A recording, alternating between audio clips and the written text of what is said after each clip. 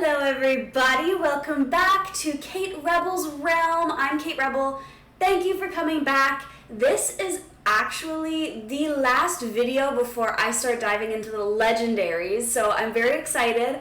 This is going to be kind of a silly video. I just finished up with all of the factions that don't have doubles.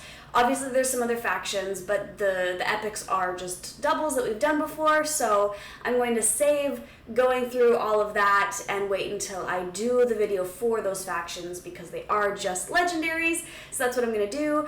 And today is just a funny little video, and I'm trying to make the videos a bit longer now that I'm able to. Thanks to you guys, I'm able to make longer videos, so appreciate it. And today I'm wearing blue because we're doing the Bluesers and the 2 stars, 3 and 2 stars that have not been in a faction yet is what we're doing today. Now, I haven't looked into this yet. I just know that there were a lot of heroes that weren't in any of the factions that, yes, were the 2 and 3 stars. So we're starting with Lancer, a 1 star. So yes, I know, you probably were thinking, why would she bother doing these ones? They're not even in a faction. And yes, usually we just quick star them up to use them for our actual heroes, or we kill them for diamonds. But hey, you know what? We're doing it. Lancer, a simple man with simple goals. Stick 'em with the pointy end. Straight to the point. One of the soldiers of Sandrock, he is simple, tough, and will never back down from a fight. Lancer, great, put him in the front lines. Lilia, she's a baddie. Beware the shadows where she stalks. Lilia's a former assassin able to recover summoning costs. Oh, she has more of a story than Dolores does. A new path. Lilia is an elven-born female assassin, calm and clever, quick and neat. She was saved by Rex in a failed assassination mission. Unable to return to the elves, Lilia chooses to accept Rex's employment as his subordinate. A single stab to death is my mercy to the enemy, Lilia. Rex was like, yeah, I know you tried to kill me, but hey. Jonas. Okay, I think out of all of them, he's the doofiest of them all. Every time I pull Jonas, it feels like I'm being hit in the face. Your classic drunkard with a spear. He may be a deserter, but he sure can bolster himself in a fight. How did they give him... I'm sorry, I feel like this is going to be every single one of these. Why does he have 3 times as big of a story as to Dolores? What? I will shut up about Dolores once Moonton fixes that because it's fine. I'm not going to talk about it more in this video. It's fine. But please, hey, fix it. His rambling ways. Masunian noble society is notorious for its complex rules on manners and decorum, leading to a rigid, well-organized community based on the doctrines of the Imperials, the Orthodox Solarist faith, and the military. However, it is inevitable that such a rigid society has its opponents, with Jonas among them. The son of a wealthy merchant, Jonas never felt the need to work as a young man and preferred drinking, singing songs, and gambling in dark, dingy taverns in the slums of the city, far away from the prying eyes of Masunian nobility. So, you're rich? Halder's a cool-looking one, actually, for a 2 star. As a traveling mercenary, Halder seeks to repay a debt that saved his very life. Troubling waters. Life in the frozen wastes of the Frostblaze coast is difficult for the aboriginal snowfolk, a warlike people who make their fragile livelihood fishing, logging, hunting, trading in the great port to the south, or fighting for honor and coin. Growing up in a whaling family with the great northern castle of Ultimus Noir on the horizon, Halder found his life not only difficult but immensely dull. When he came of age, he left his family to seek employment in the port, swearing to send them enough money to free them from their life of toil. I mean, they're just working folk. There's nothing wrong with that. Halder, your family, they make a living. They make an honest living at that. You don't need to go, Ryder, we're on to Mascara Man, who cries himself to sleep at night. Or maybe he just took off the bat mask. Maybe he's Batman. Obsessed with Arlo, this double-bladed warrior mimics his every move, can heavily increase his own attack. Arlo's taken by Dallin, I think? It was Dallin, right? Just like you. Ryder was once working for Arlo and was so impressed by his demeanor that he fanatically copied Arlo's every move. He wears a hood identical to Arlo's and uses the same weapon as his, trying to make himself a second Arlo in every way. You will never be him. And here's Arlo, who just looks like Edgelord Link. It's great. Alms for the poor. Arlo is a skillful and valiant hero who grew up with Dallin. Both are orphans. Oh wait, no, yeah, I forgot they weren't like together. They were like brother and sister. The duo robbed the rich and helped the poor, working together against the corrupt and ignorant ruling class. Their names have been on the most wanted lists for many years, and their heroic deeds have spread throughout the land of Taya. Hayden, hulking and tanky. This trusty warrior can reduce summoning costs. I like how that's the only thing that the 2 stars are good for. They're like, he reduces the cost.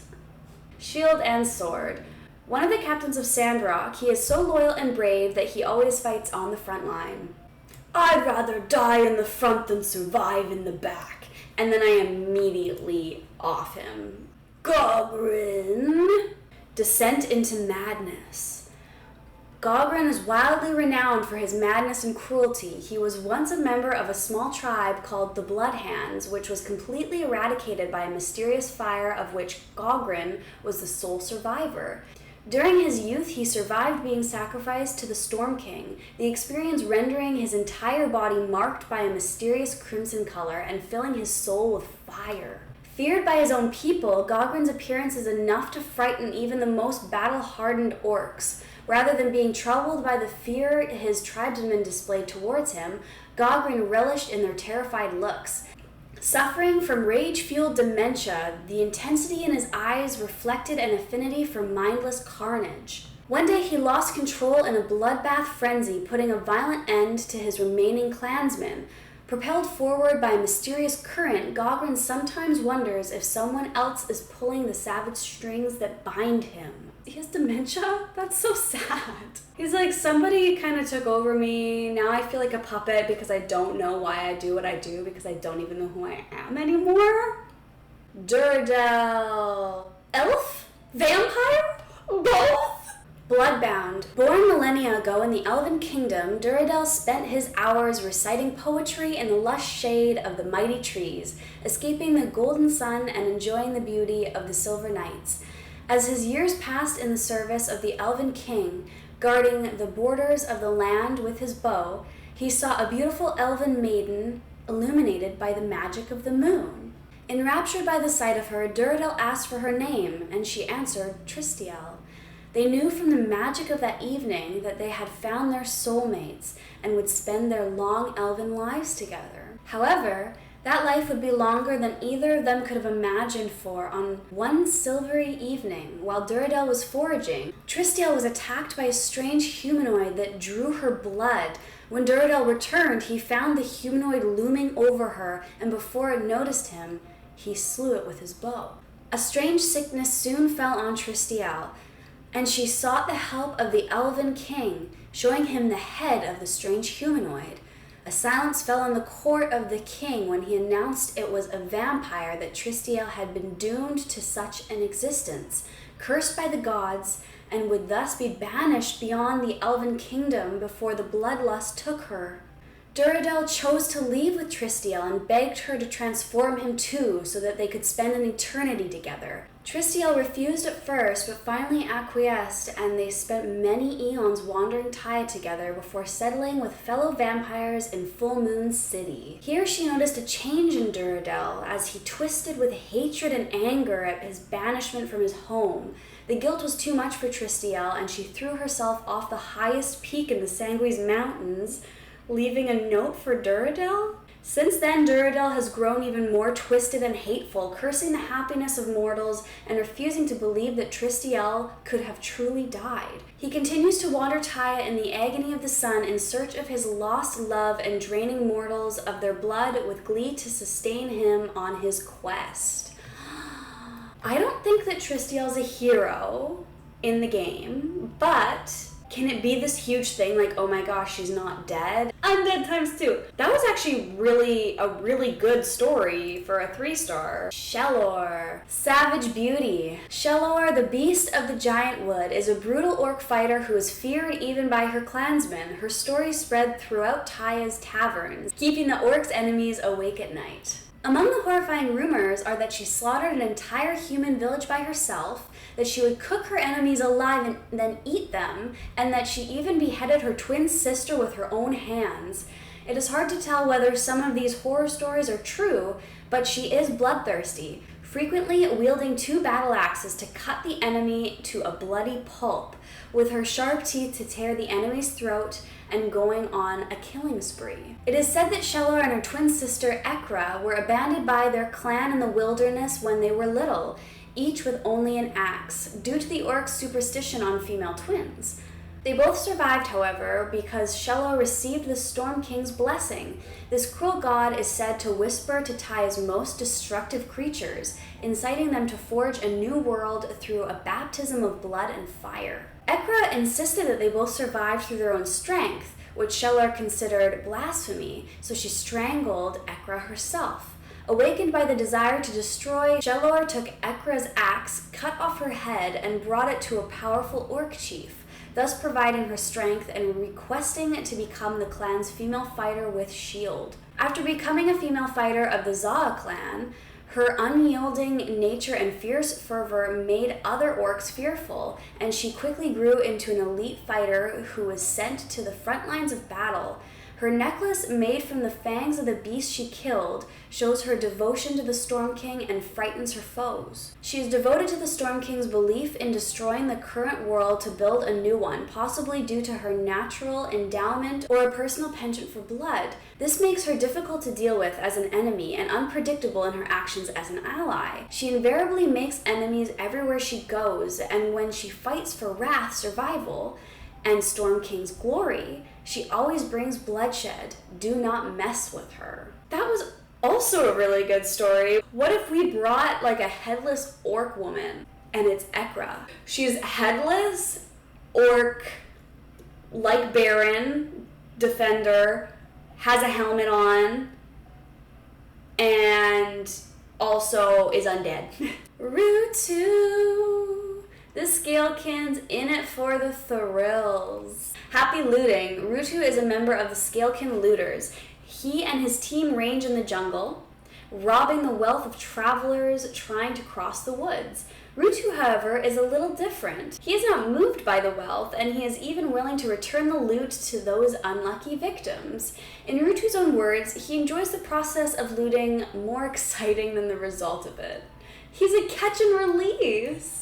Ogrel, the epitome of a berserker. Faith in carnage. Ogrel is a typical orc warrior. He is straightforward, bold, and fearless. As the orc general Saba's most loyal helper, he has fought for him in every battle. On the other hand, Ogrel is the most devout believer of the orcish shamanism and takes the shaman's every word as sacred instruction.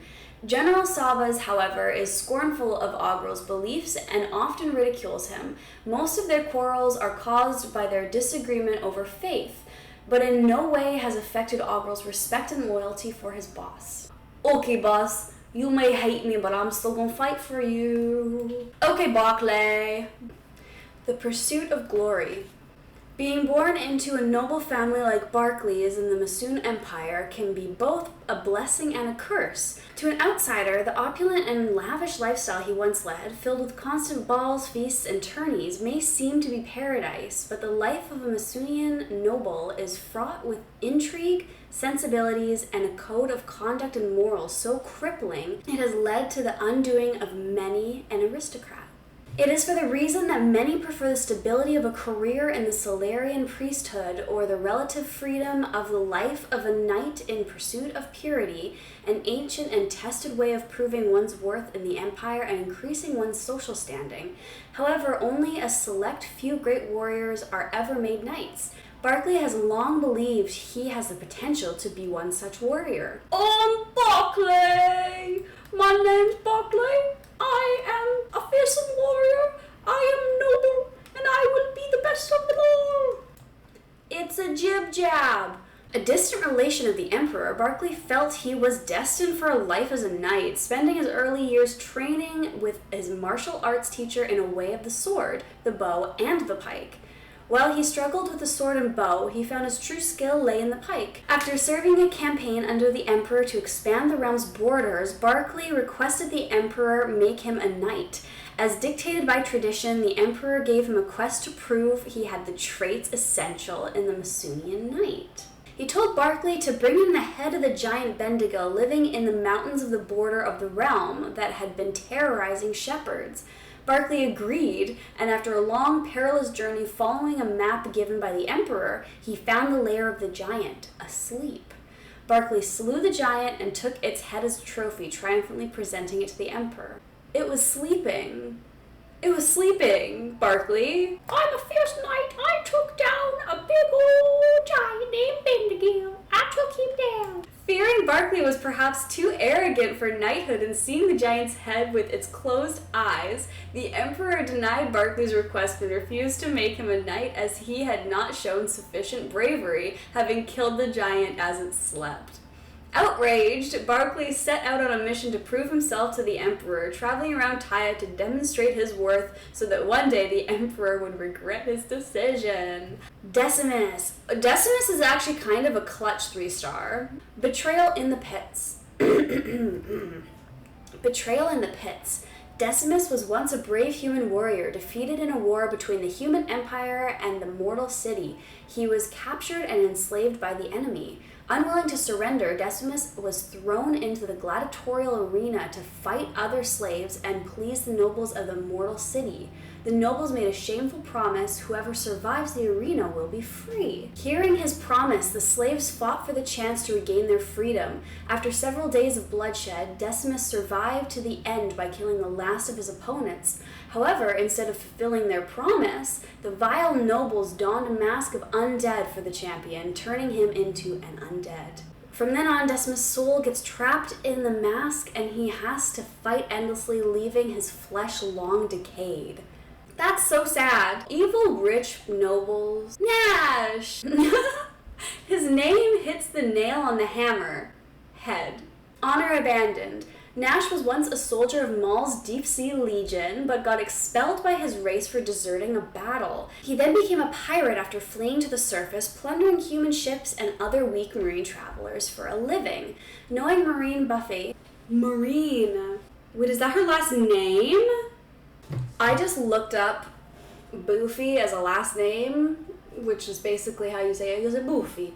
It's Italian. So Marine is a pirate, southern, but also Italian. So knowing Marine Buffy gained her powers at Oceans, Nash did not hesitate to betray his own crew and went serving under Marine's banner. It didn't take long for his bone machete to taste the blood of his former buddies. Loyalty and credit are worthless in Nash's eyes. Just needed to add that little bit at the end there. I remember saying that, oh, does Marine work with Maul? Well, I guess she works with Nash. Scul. Half-Life. Great game. Half-orcs like Scul are as characteristic as the barren wastes of Dendro's Canyon as the resilient shrubs that cling to the rocks in its sulfur-laden air. There is a belief among their foes that such conditions are of great benefit to the half-orcs, allowing only the hardiest of the teeming hordes born there to survive, a belief proven by the likes of Scul, inspiring fear in the hearts of their enemies and confidence in their allies. The life of a half-orc like Scul is brutal yet pitiful, born with an ancient sense of tragedy and a bitter loss dating back to a mythological golden age outsiders would not understand. A fierce and determined fighter like most half-orcs, Scul's life was typical of the berserker in a raiding warband, a sight made all the more fearsome by his size, raising his mace over his head, charging into battle, and roaring to instill terror in his foes. Like many half-orc hordes raiding human lands that mainly rely on crude tactics, brute strength, and vast numbers, Scul was eventually defeated in battle against the Masoon Empire. Refusing to execute prisoners of war as a Solarist matter of principle, Scul was denied what he saw as an honorable death by the humans, instead banished to the south of Taya, an abandoned land filled with bandits, cultists, refugees from half-orc raids, and traders. Unable to return home, ashamed and hunted by humans whose lives had been ruined by half-orcs, Scul grew even more twisted, defending himself and biding this time for his return to honor the battle. Scul crafted a new mace from what he could find in the barren land and found a band of banished half-orcs and escaped with them. They roam in shameful misery around Taya and attack humans to claw back the honor stolen from them in the hope that one day they may either die in battle or have the pride to return to the hellscape of Dendros Canyon. I like how in the Masoon Empire they're like, we don't kill, just go over there. We are ending the video today with Narvi. Try routine, it's lethal. A most inquisitive adventurer, Narvi makes a great companion, bolstering heroes and reducing costs. That's it. We throw you out there and then off you immediately just so we can get our better people in that have high costs. I'm sorry. Into the unknown. Narvi's strong sense of adventure and exploration seems to be innate. When she was young, Narvi already showed a big curiosity for the unknown, which drove her to break through the edge of knowledge and explore the mysteries of the world that no one knew before. The unknown is often accompanied by danger, but Narvi always manages to turn the danger into success and return intact. She usually gives her loot, a variety of rare minerals found during the expeditions, to her best friend Dagna, so that she can forge different kinds of bizarre things. They're best friends? That's so cute. Thank you so much for watching.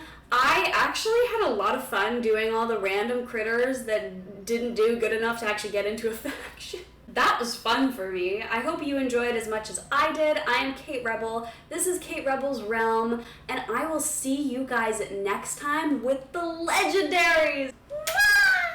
Okay, Jonas, with his little stupid helmet.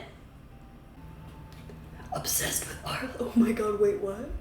My god, Jonas, you're making me drunk. He is obsessed with Arlo. He's like, Arlo Soleil, maybe just like you, queen. Into the unknown.